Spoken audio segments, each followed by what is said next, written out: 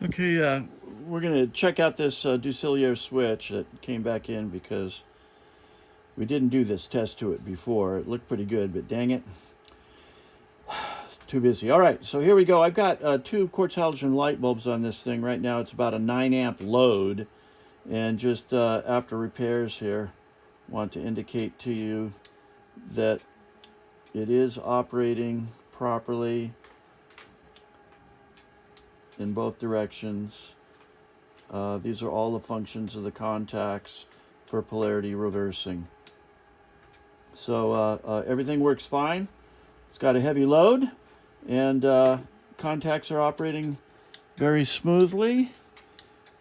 And we're putting her in a overnight box and getting her back to you. Thank you very much. Okay.